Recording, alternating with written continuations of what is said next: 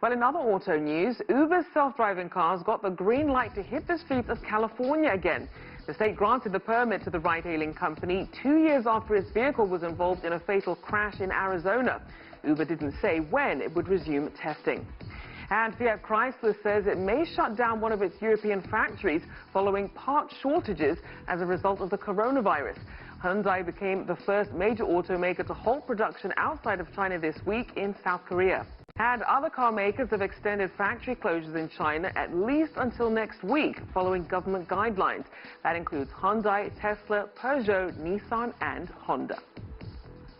Well, for more car talk, Paul Bryan joins me now from Chicago. Paul is the host of His Turn, Her Turn. Welcome to the show. Hello, Rachelle. Nice to be back with you. So with Chicago now kicking off the big car shows instead of Detroit, what's the mood like there, and what are you excited to see? Oh, goodness. It's this band of traveling automotive Bedouins, and this happens to be the stop of this week. It's certainly more impactful for consumers than those of us who were immersed in this up to our necks on a daily basis. It's changed a little bit in that Detroit used to be the first auto show of the year, and those introductions that were done there would take out of the pool so that Chicago's number of introductions would go down as Detroit's went up. But now with Detroit gone, I'm frankly surprised that there weren't more here in Chicago than before. However, I think that the model of the traditional auto show is changing, as evidenced by the past 2 weeks. For instance, yesterday I just got back from Los Angeles, where Cadillac did an introduction of their new Escalade, which is their full-size SUV.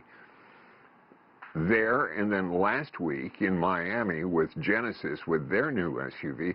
These are events where they flew motor journalists in to look at the cars and reveal the cars. Right.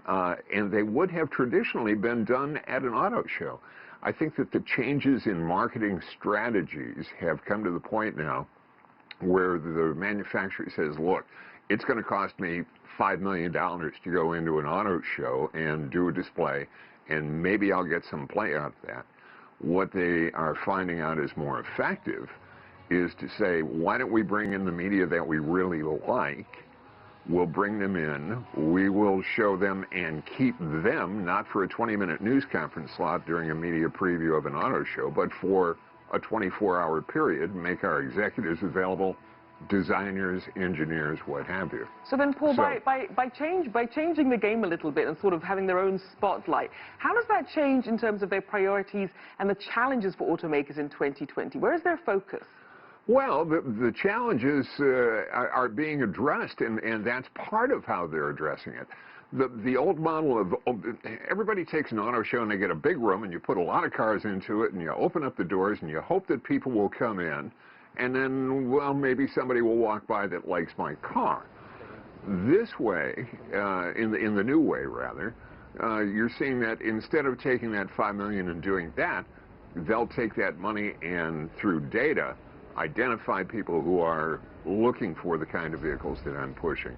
We identify what their needs are, what they're driving now, where we can get conquest sales, and then take half of that money, identify those people, and then put experiential marketing events together, bring those people together, put them in the cars, and I think that you're going to see a lot more of that in the future. So then, Paul, to that point then, what types of vehicles and the bells and whistles are customers really looking for right now?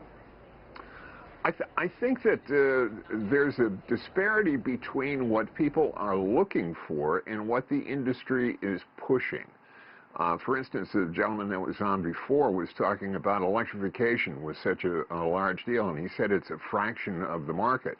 He's right. That fraction is 2/100ths of the market. You know, you're looking at 2% of the market is now electric vehicles.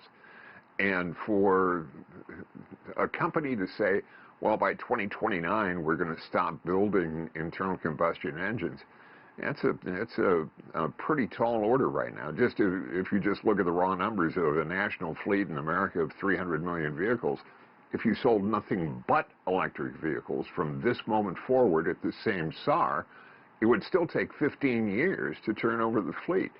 So I truly think that they're chasing more of an agenda than they are the actual market, because the consumer demand is not there yet. All right, well, thank you so much for your insights. Great having you on. Paul Bryan there, host of His Turn, Her Turn. Good to be with you. Thank you.